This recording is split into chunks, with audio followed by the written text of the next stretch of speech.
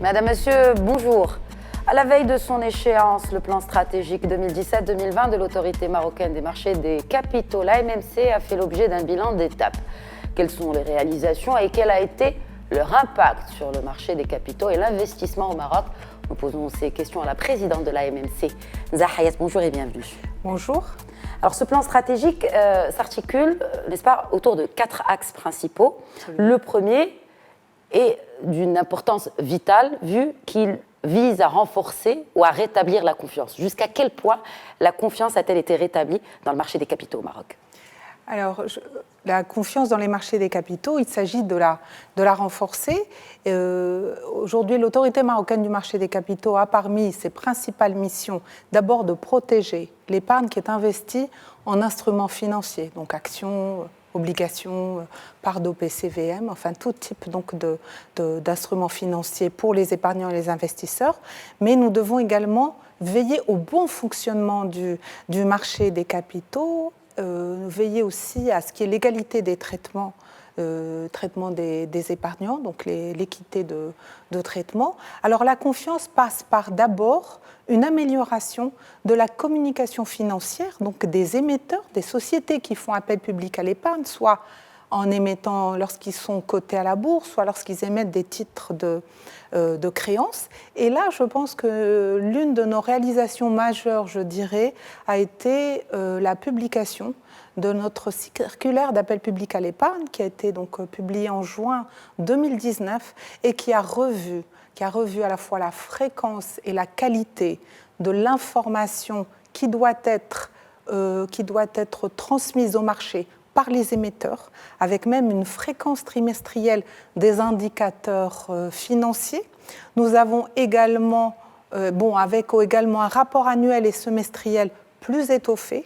Nous avons rendu obligatoire, après avoir accompagné par des guides depuis 2016, nous avons rendu obligatoire le rapport ESG, donc le rapport extra-financier, qui rend compte des impacts environnementaux, sociaux, mais également toutes les actions en termes de gouvernance que peuvent avoir ces entreprises-là. Donc, une amélioration de la qualité de l'information aux émetteurs est importante. Bien entendu, puisqu'il faut quand même rappeler le premier rôle du marché des capitaux, c'est celui de pouvoir financer, contribuer fortement au financement de l'économie, de l'investissement et donc au financement des entreprises.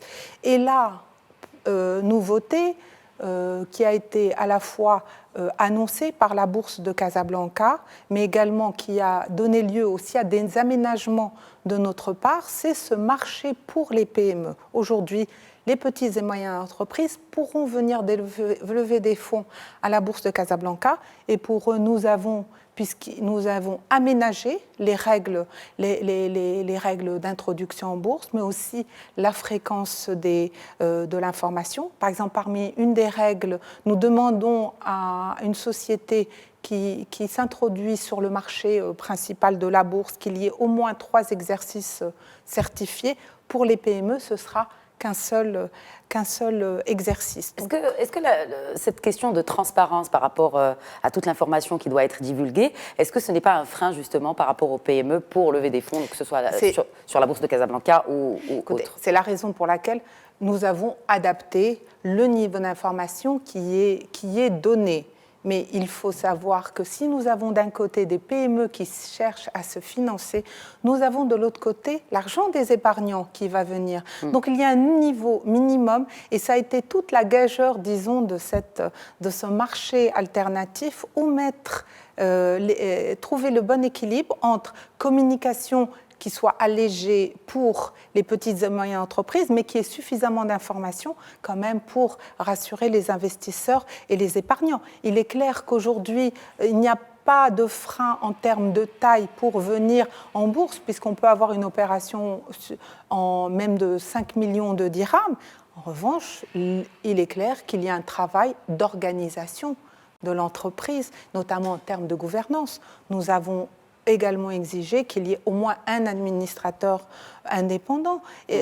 aujourd'hui, quand on parle de PME, on parle aussi beaucoup d'entreprises familiales qui voient dans la préparation pour aller vers les marchés, qui voient un mal nécessaire. Parce qu'aujourd'hui, le monde a changé, l'économie a changé, puis dans le cadre de développement d'entreprises familiales qui au départ peut être posées sur le fondateur, avec l'évolution du secteur, avec aussi l'arrivée de la deuxième génération, avec aussi la nécessité de fidéliser quand même les cadres et le personnel. Je crois qu'il est important d'évoluer en termes de gouvernance, qu'on souhaite faire appel ou pas au marché financier.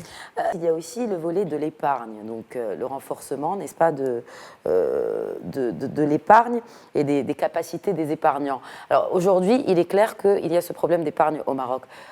Que proposez-vous justement en tant qu'autorité pour justement renforcer cette capacité du Marocain à épargner? Alors, nous n'intervenons pas dans l'encouragement de l'épargne. Nous intervenons pour nous assurer qu'il y a des produits à même d'attirer cette épargne vers donc les marchés financiers. Et donc ça passe d'abord par, on va s'assurer qu'il y ait une plus grande diversification des produits. J'étais sur ce plateau il y a quelques mois pour annoncer le lancement des OPCI, des organismes de placement collectif en investissement immobilier. Nous sommes en train d'amender, nous travaillons aux côtés du ministère de l'économie et des finances pour apporter des amendements à la loi sur les OPCVM de manière générale pour que les produits soient plus adaptés. Aujourd'hui, nous avons juste des catégories très générales et nous souhaiterions qu'il puisse y avoir une plus grande distinction qui va permettre à ceux qui commercialisent ces fonds-là de pouvoir mieux les orienter en fonction du profil de l'épargnant. Il y a eu pas mal de nouveautés pour les investisseurs, comme les obligations vertes, d'ailleurs, qui ont permis de financer de façon innovante des centrales solaires chez Mazen, ou même le relogement, enfin le refinancement des logements pour les bidonvilles du côté de l'Oman. Alors, les épargnants, il faut leur proposer des produits et une diversité plus grande de produits, mais il faut également, et cela fait partie de notre mission, il faut s'assurer qu'ils ont la connaissance, la bonne connaissance, puisque je pense qu'un épargnant averti en vaut deux. Et c'est une mission, et c'est toute la stratégie de ce qu'on va appeler d'éducation financière, et où nous allons multiplier les guides, nous allons multiplier aussi les interventions.